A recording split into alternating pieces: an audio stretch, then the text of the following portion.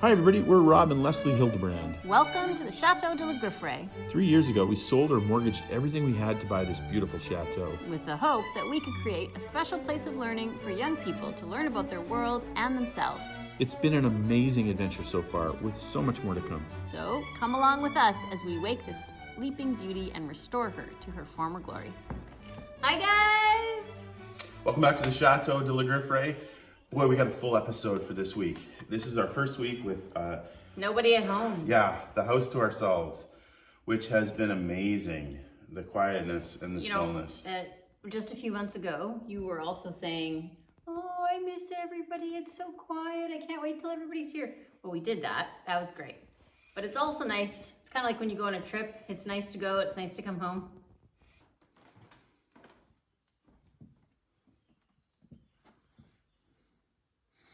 Breathe the free air. It's 6:30 a.m. First day without students. And no group coming for quite a while. And man, I got up just to enjoy the peace.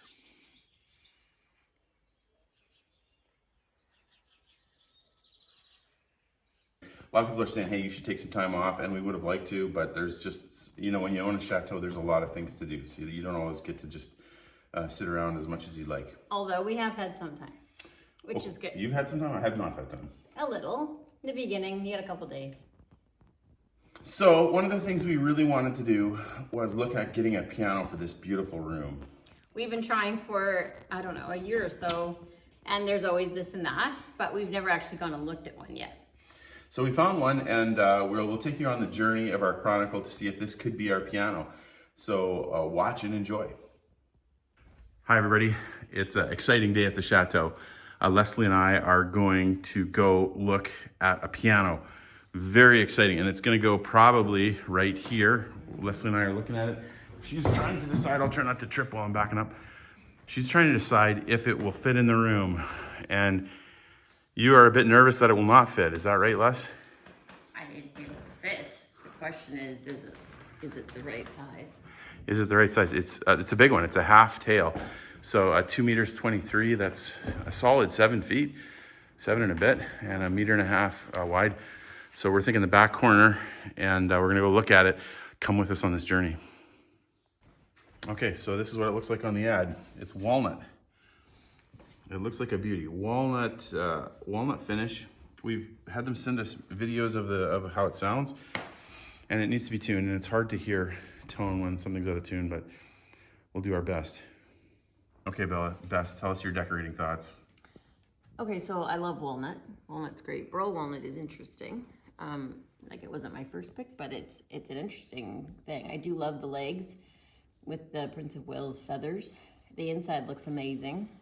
The condition of it in general, it looks terribly wonderful. Like it looks pristine and everything. So that part I love. And the keys even look really lovely. Yeah, that part's cool too. It's a British piano. I know, which is great, although you're really hoping for a French piano. But it does look amazing considering. Yeah, the keys do look good. So we'll see. It maybe is a little yellow, at least in the pictures. For this room, like the tone of the wood is a bit light, but it's going to be a 2.5 hour drive for us, but it's worth it because we both play piano and we love piano. We really want a piano here. We have lots of students that play piano, so keep watching and we will show you what it looks like in real. All right, here we go. 5 hours round trip, but gotta go get a piano.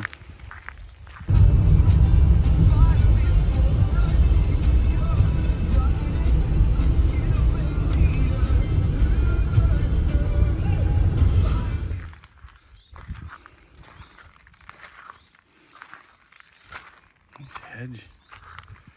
That's beautiful. Lovely. Super fun. Beautiful part of the world. It is beautiful. Beautiful part of the world. Got some nice cows. The brand was one yes. that This is right here. By royal appointment. So, Can you tell us that story again? I'd love to have that recorded. Well, as I say, we were told when we purchased it that that it was built for the 1895 piano exhibition at Crystal Palace, which was attended by the then Prince of Wales, which went on to be King Edward VII. Yeah, that's tremendous. And the chances are that he did actually play it. Oh. Yeah, because it was presented. It wasn't presented to him as a gift or anything. Yeah. But the Prince of Wales feathers would suggest that he, it was linked to him. Sure. But it's all purported rather than Right. fact. Yeah, no, that's That's good enough for us. It does Though. fit in with the Yes. timing and everything. Yes. But, awesome.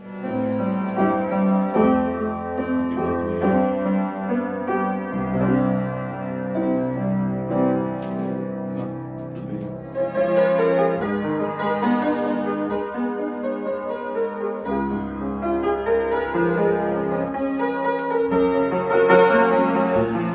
Take a look underneath. Let me take a look underneath.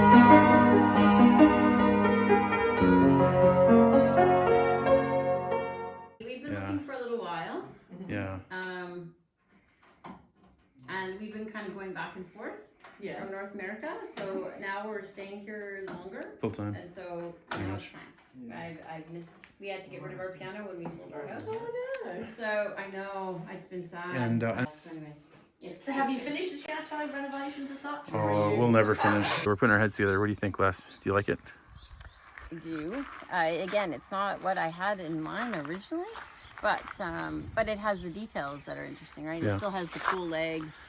It's a beautiful piano. It's just I like the sound. I like the sound It's not- too. I mean, obviously actually. we got to get it in tune, and it looked like the hammers could use some work. I But think so. Mr. Bingley likes it. Oh, they said you can come out, Mr. Bingley. Yeah, they said you can come out. Okay. Come on. Or yeah, come on down. Here. Let's come down this way. Here you go. There you go. So we left the place and we thought, yep, let's do it. We'll buy this thing, 2,500 euro, pretty good deal, good looking piano. Yeah. Sounded okay. You know, it didn't sound, you know, it's out of tune. So when you're listening to these, you know, the video, you're gonna be like, oh, that doesn't sound right. Yeah, it's out of tune. It's hard to hear the tone of a piano when it's out of tune. And what I liked about it was that you could tell it had been taken care of. They were proud of the piano. It was in a nice place in their house. It wasn't like shoved in a corner in a basement. No. So we knew it had been taken care of well, which Yeah. usually says good things. Obvious pride of ownership. And so we started looking for piano movers, found one for 1,500, one for 800. It's no small deal moving a piano. Got an email message from the owner the next day saying, basically he had cold feet. He's like, I don't want to sell it. I think it's worth more than this. You know, apparently he paid more like 6, 7, 8,000 euro for it. And you know, 10 years ago. Yeah. And so he basically took it off the market, which was disappointing, mostly because we'd spent a whole day looking at this piano. Yeah, that was unfortunate. It did take all day, you know, driving there, meeting, driving Grand home. Freis. Grand Freis. Yeah, Exactly. we've got video on the Grand Freis. I see. Yeah, they've already seen it. Nice.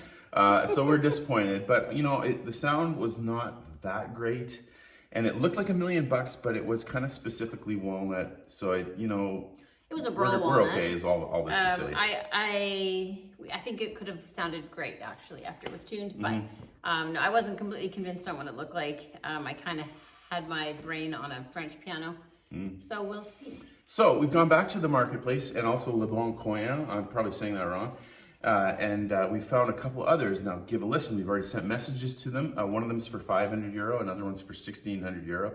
They're both about 7 feet long. They're big, long pianos. I think they're both Erard, and there's a Gaveau as well. But we asked the owners to send us a little bit of a video clip, and so they did. So have a listen, and we'll show the picture of the piano and also play it for you.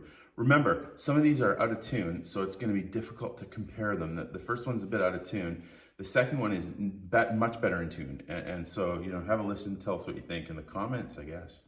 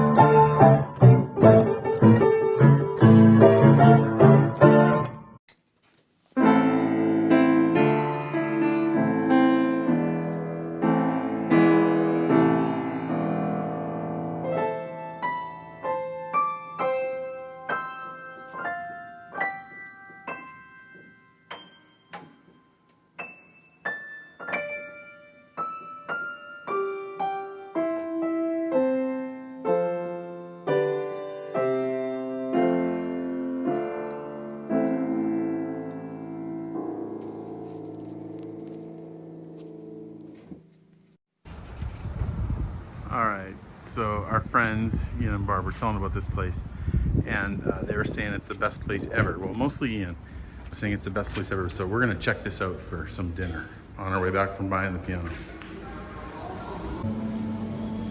Apparently, it's super good for fresh stuff, like tomatoes. Apparently the greatest tomatoes ever. Granted, these are a lot of tomatoes. I think we're gonna have to buy some.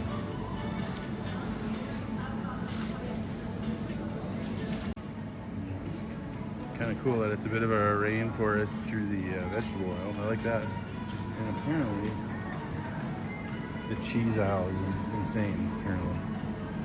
Cheese. And more cheese. Okay, I don't know if we did it justice, but we got some fresh pasta, some tom cheese, a tomato, and then croissants as well. So a little snack. And then supper maybe with the pasta. Not only though was it the week about piano, we also got doing a bunch of stuff on the yard, including a lot of hedge trimming, some burning weeds. You did roses. Weeding, deadheading, you know, this normal stuff that you have to do when you haven't done anything for a month. Our first day off in many days, and this lady's out working. God love her. And Mr. Bingley's not giving her any rest. He wants the ball thrown. You know, in the last video I said no rest for the wicked, and somebody said, well, you're not really wicked. And I'm like, well, yeah, you're right. Sometimes the phrase is changed to no rest for the weary. But honestly, the original phrase is actually one that comes from the Bible, and it's no rest for the wicked. And it actually means, since I did my master's thesis on this verse, as it happens, it means no resting place for the wickedness. And it's kind of a throwback to the book of Hebrews, where the writer talks about how the Israelites were not allowed to make it to the promised land, their quote-unquote resting place, because of their disobedience. And so he encourages the audience not to follow their example, since they have potentially a resting place in heaven someday to go to. So no resting place for the wicked. But of course I wasn't meaning that in this statement. It's just an expression. There's the theology lesson you didn't know you wanted. Hey, this is cool. You guys, take a look. If you look carefully at the hedge, earlier we had this side had a ton of roses and then not much on the other side, but now the others seem to have come out. So things are really coming together out there. The hedge slow, the rose is better. Okay, that lawn and yard just keeps growing, and the bush, look at that, it's coming right back out. We got to take care of that. So it is time to get going on the yard. Students are gone, I got time, and we're starting off by picking up supplies. Well, friends, once again, I am thankful. We are starting to get some good tools out here. As you know, I started off buying pretty small, cheap tools because that's what I'm used to. And then I realized this is a huge yard. It's a huge garden. And so I upgraded and got a much better hedge trimmer, which has been fantastic. And then just yesterday, got a lovely note from a friend saying, hey, we'd like to buy you a pole hedger. Isn't that fantastic?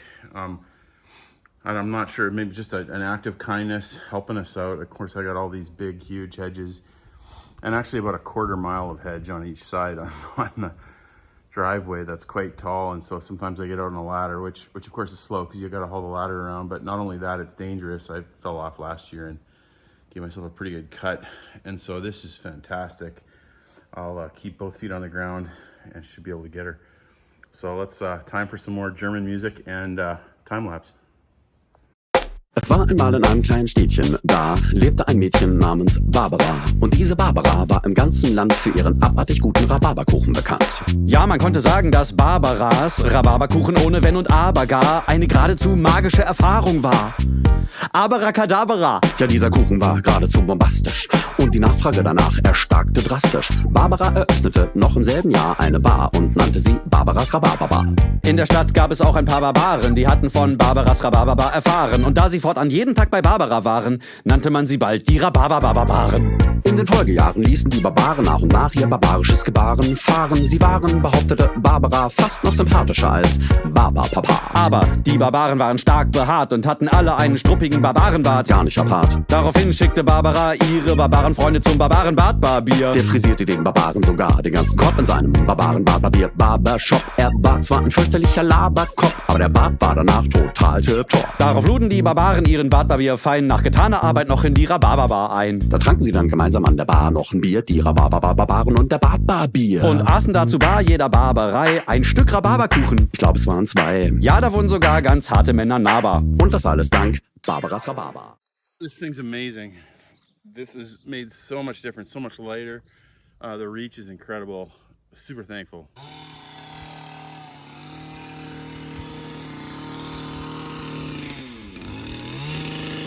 Very exciting.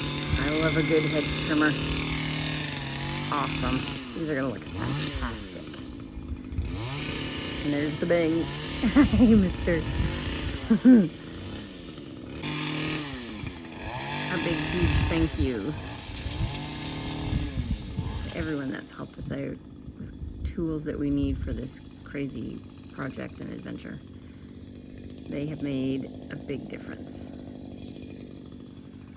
Let's watch the top. Got a mohawk now. Isn't a perfectly trimmed tree incredible? Come on, Robert. Do the top. It's trying. It's high. That pull hedger is amazing. No ladder, just got all the way up. And now we're trying to not take too much off because we got the wedding coming up. Otherwise I'd probably bring it a little shorter, but for now it's good. Yeah, these are all bushy, aren't they? We're gonna take them down. I'm not gonna time lapse everyone. I gotta get working. I don't have time just to video. So, but I'll do a little before after at least. That's the before. And wait for the after. Well, you know what? After everybody left, I was really wanting to get to our bathroom, but you know, the voice of reason, Leslie, says no, we got too much to do, and honestly we have to catch up on a bunch of things that are sort of not in good shape. And the yard it's rained so much that it's really grown. So, you know, we have a few weeks here to catch up before we go back for Amy's wedding. And I'm going to start with the hedges here, the gumdrops. You can see I think I've done about 15 of them so far, 3 to go. Now, some of them are not in great shape. You can see I took too much off the other year and the top is still a bit barren. That one, of course, was almost dead. I'm actually happy with the way it's coming back. It's starting to look good. We'll see if it continues to grow, if we have to pull it out. And let's see if I can come around here. I'll turn it real quick. You know, there's one of our big ones I just did. That is, you know, there it is. Still got these 2 big guys, and then of course the one up the front. This pole sander is incredible. I call it a pole sander, pole hedger, trimmer, or whatever you want to call it. It's incredible. First of all, it's quite a bit lighter. I don't know how it's lighter, but it's lighter. And so I find with the when I was doing the little ones with the old guy, which is a terrific hedger too, I find that I can only do a few and I need to take a break because my arms are tired. But this guy, I don't know, it's just balanced, and you don't have to be on a ladder. It's huge. So I've done all of these so far, these big monstrosities without the use of a ladder. So that has sped me up considerably and way safer too. So I'm super thankful for that. And it's a beautifully warm day to be working outside with this guy as your view. Tomorrow, I'm waiting for it to get really hot, and then I'm going to attack the weeds on the square tomorrow. And I'm going to try to see if we can spray. I'm going to try more of that vinegar. We'll get the propane burner, and we're going to give this one more shot without having to bring in a big trailer to grade it again. I think I can get it. I really do. I think it's been so rainy this year, the weeds have had the advantage, but I think it's going to get hot now. It's going to dry out, and it's going to be advantage us. The best bit about being able to figure out your own schedule is that on some days when you're maybe a little more tired, You can do different jobs than the schlepping up and down the stairs, up and down the stairs, up and down the stairs with laundry. And you need a little break from that. So today, I'm going to run over to the Brocante, and there's a few things I'm looking for. We accepted an extra student in fall session, so we need another bed. So I'm on the hunt. I'm not sure I'll find it today, but you got to start looking somewhere. So I'm going to go start looking for that. And then there's something else I heard about called a wedding vase, and I thought it'd be super fun to find a little one. It's porcelain and usually hand painted. It seems, from what I can research, is that the bride and groom needs to bring it to the church, so only the front part is decorated and the back part is totally white, like they didn't paint it at all. So that's kind of interesting. So I'm gonna go and hunt through some of those and see which one maybe she'd like. I thought that would be a cute little piece of France coming back to her in America. And I don't know, let's go see what we find. Well, we were here a week or so ago with some of our Canadian friends, and they found some stellar deals that they decided to share with the Château, which was very cool. Extra nightstands and tables and things like that, and that's been super helpful. We'll have to show you some of those finds later, but for now we're gonna go scout some different stuff, and let's go see what we find. I'm still on the hunt for a good pheasant, something that we can put on a cabinet or something, but I don't know why this has a cap. Did it hold liquid? Very interesting. I'm afraid he's gonna have to stay here. Lots of other interesting things down here. It looks like there's more pheasants or whatnot up there. Maybe they were alcohol. I don't know. We'll keep going, see what else we see. Oh, here's more actually. Lots of ducks. We'll keep hunting. Well, it is a pheasant, but that's a little disturbing. I think no. And never-ending tea sets that are all lovely.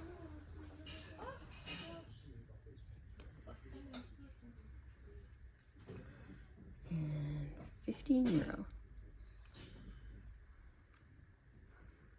Can I get it in my suitcase? I don't know. Oh, that teapot's cool.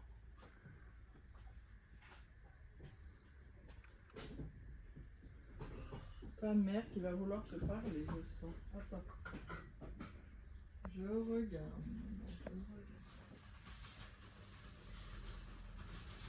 Tu vas pas trop loin.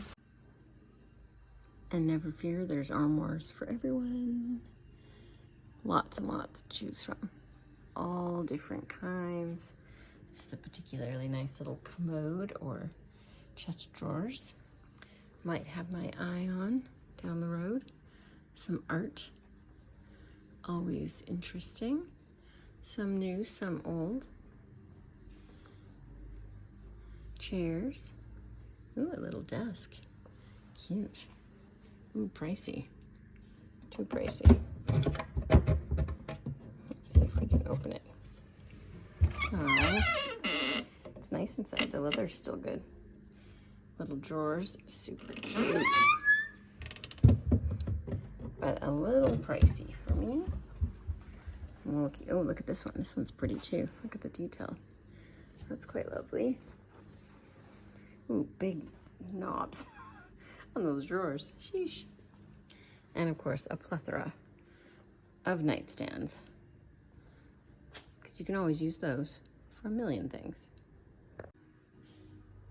This is a nice little King Henry kind of medieval feeling piece.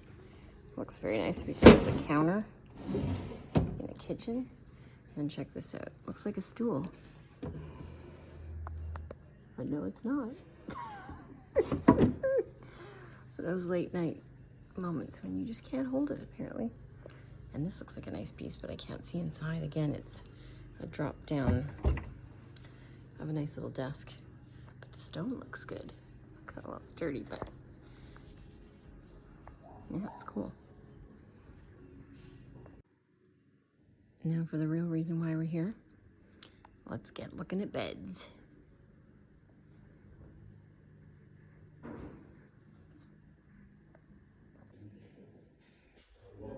Okay, we may have a winner, and there's two.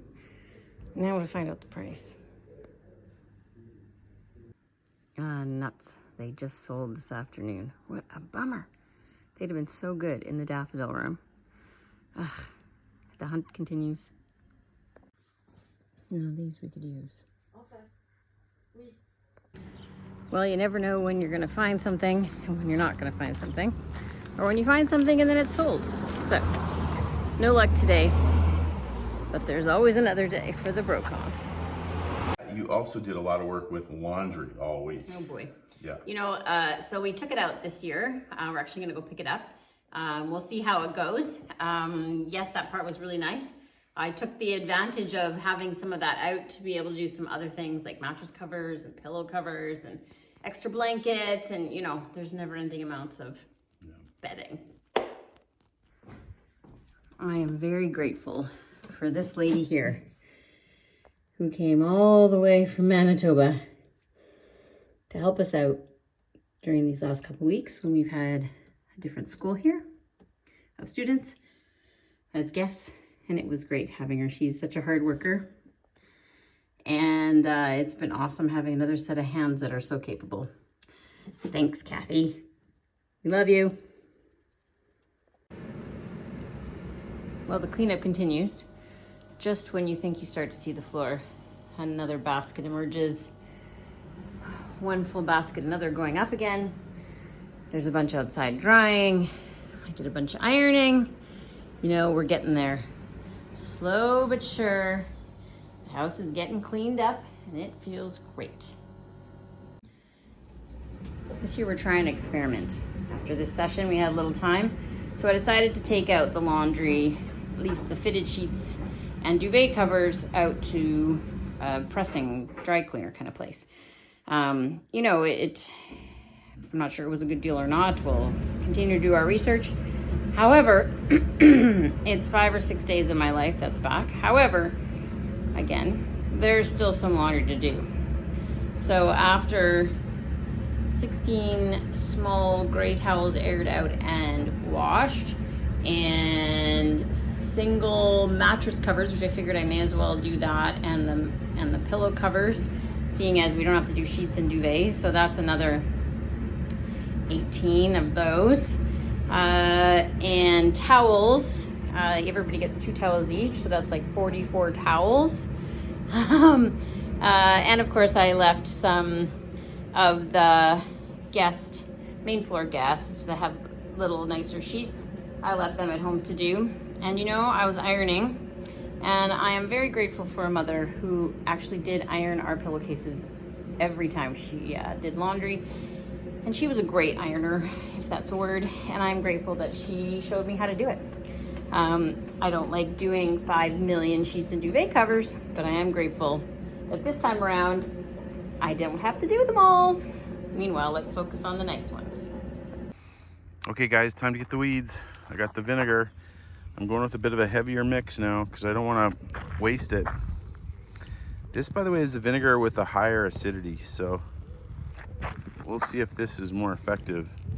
It was a pretty effective last time, but we'll get them.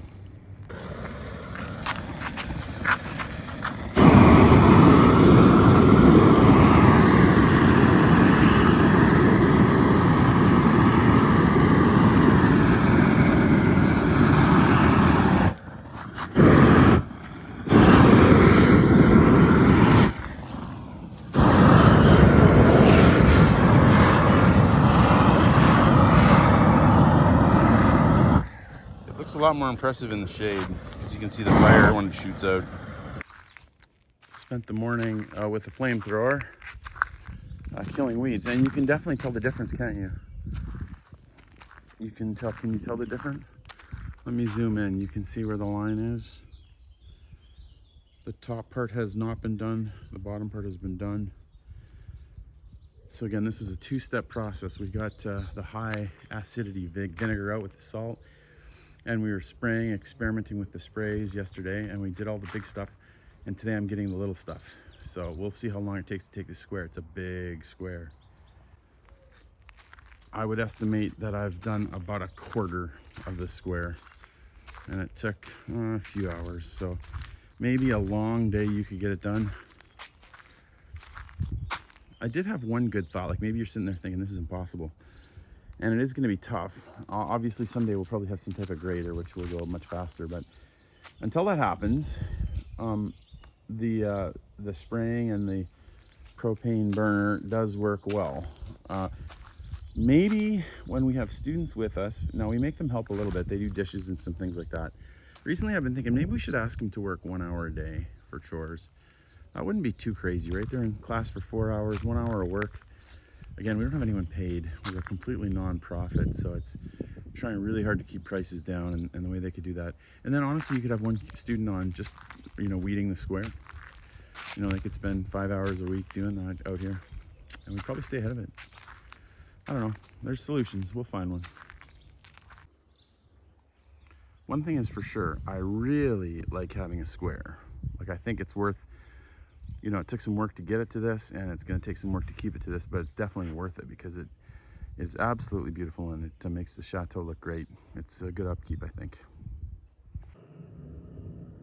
Now, after session was over, we started seeing little bits of green popping up into our beautiful sand square that we just had accomplished. And during session, we're really busy, so we can't always get out and about. And then it really wasn't so bad yet, but then we went away on our south swing, and there was a lot of rain, and more green popped up. And then we had this last 2-week session where we were very busy, and even more green popped up. So Rob has been going to town with every remedy we can think of to get rid of all of these ridiculous weeds. And because it's ridiculously hot today, Rob's out there with the blowtorch taking care of business. And I have to say, look over there. It's like looking fantastic. And this chunk he hasn't done yet. And you can see what there is to get done. But he's doing great. He must be cooking hot though. Super hot day. Mr. Bingley's hot as a dog. And he and I are outside cleaning this. And this is, ladies and gentlemen, this is how the blowtorch works. Now we got to keep Mr. Bingley away from the bird. No, not today, Bubs. He's gonna bark, but he doesn't get his way this time. So it works like this. This thing shoots out propane, and it kills the weeds. And yeah, you just hook her up. I put it in a little wheelbarrow, and then we're ready to go.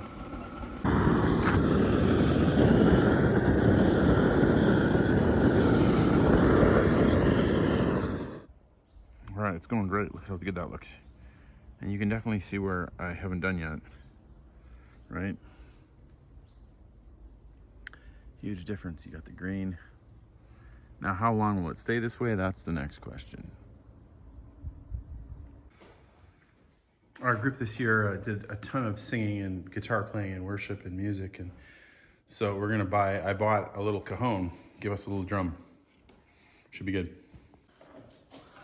Okay, here we go. Very excited.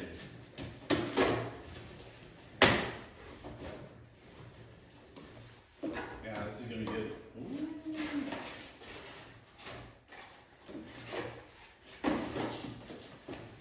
In here. Not as easy as it looks. Oh, it's upside down. It is upside down. Funny. Looks like a speaker. Yep. As the students leave, we walk around the whole house and we try to figure out where things are at. And there's always a few things that are broken, and you got to try to get to them. Now, this one I can't blame on the students.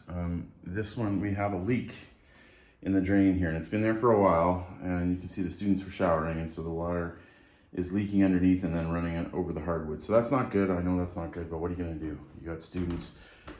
You need to have people in the chateau. But I'm gonna try to take this thing off. I did call the plumber a couple times and no response. So rather than wait a couple months, I think I'm gonna get on it. I'm gonna try to take it apart. I've watched a bunch of YouTube videos, and we'll see if we can figure out how to repair this or replace it with a new one. One thing that will make this tricky is the fact that we don't have great access underneath. So you can see the pipe running there. So if I can take it off here, best case scenario situation, we can cut it here and pull it through and pull it out. Although I may have to, we'll see what happens. I may have to take this tile out to be able to get to it. No simple feat. All right, the first step is to take this little guy off. I bent it and broke it. It's not working, so I don't think we're gonna fix it. Now we're gonna try to see if we can get this out. Knowledge is power. So I pried this guy off, came off good. I bent it a bit, but no big deal. And then I saw this thing, and this thing was stuck in there, and I was like, okay, well, what's this thing? And so I noticed that it started to move if I kept working on it, and eventually it popped up. And essentially what this is, just a hollow tube. And so what happens is the water, this is the European way of doing things. This thing sits in here in the water, and basically inside here, there's kind of like a bit of a pool. The water basically runs down the middle of this little guy. And then it sits in the pool, and then off to one side, off to that side, the pipe goes out. So right now I've put the hose down it, because what I want to figure out is the leak coming from here? This is all one piece, so it can't be. I think it's one piece. So I think either water is seeping under this, which is possible, or maybe there's a crack in the pipe, or the connection down there. So I'm going to try to figure out which one it is, and what we're going to try to do to figure that out. What I'm going to do is this. I'm going to try to put the fan on this, and I'm going to dry this floor out to the point where there's no more moisture in the wood at all.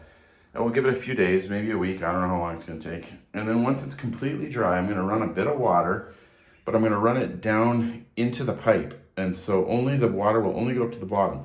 And so if no, then I know that if there's no leaks, like if there's water, then I got a problem with the pipe down there. I'm gonna it's gonna be more complicated surgery or the connection. But if there's no leak, that means probably the leak is right around the edge, which is something I could figure out how to get out. Like I think we could probably get that piece out, and then we put plumber's putty or silicone or something in there to stop the leak. So we'll get it figured out. We have some of our pieces of furniture are simple IKEA for pieces, and with all the students in the last couple of weeks, we noticed that this guy was falling down. And sometimes it's just an easy fix. All we got to do is put this guy back here. So just a couple screws. It'll be good as new. Tonight, we end the week, and Leslie had a great idea. She said, let's go to the Puy Du Fou and watch their night show. We've never seen it. It's supposed to be spectacular. Yeah, not just their normal night show. They're like only in the summertime special night show. Sinaseri, we're not sure exactly. But 2,500 actors, fireworks. We're gonna watch that tonight. We go to Puy Du Fou all the time, and so we thought it'd be fun to come check out what their hotels look like before the night show. This is one of the villages. Isn't that fun? I think they're sort of like yurts. Here we have another hotel, the Citadel. Let's see what it looks like. Oh, that's fun. Yeah, I'd stay there. Puy Du Fou always does a good job. Oh, wait till we turn around the corner here. That's cool. So fun. This is the Gallo-Roman Hotel at the Puy Du Fou. The atrium, it's nice. It is nice. How fun.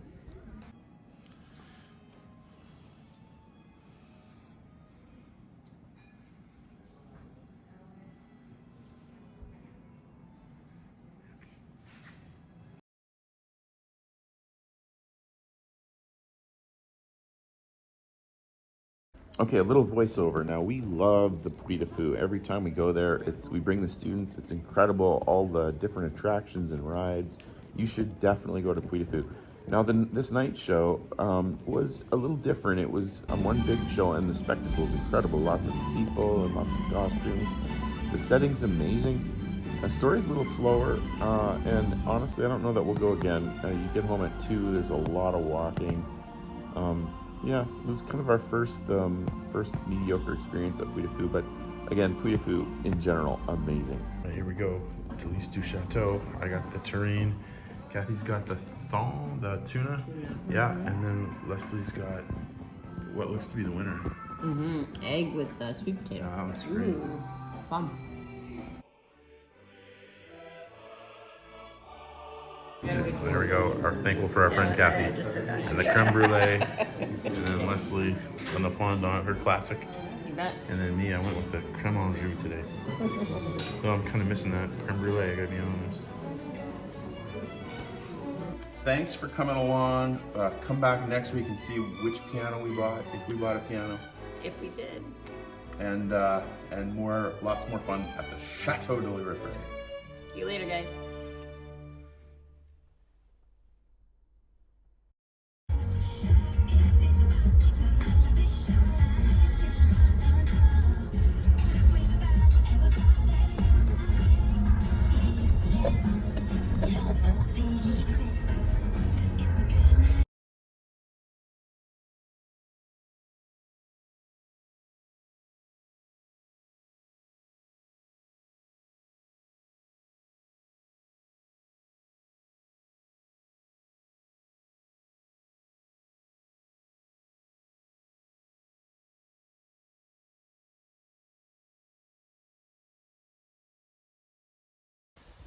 If there's one comment that's been consistent in the past couple of years, it's been people telling me to wear shoes and boots. Well, my brother bought me some work boots.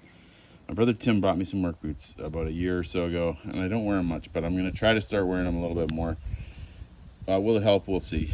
We'll see with safety, but I figured you guys would enjoy that.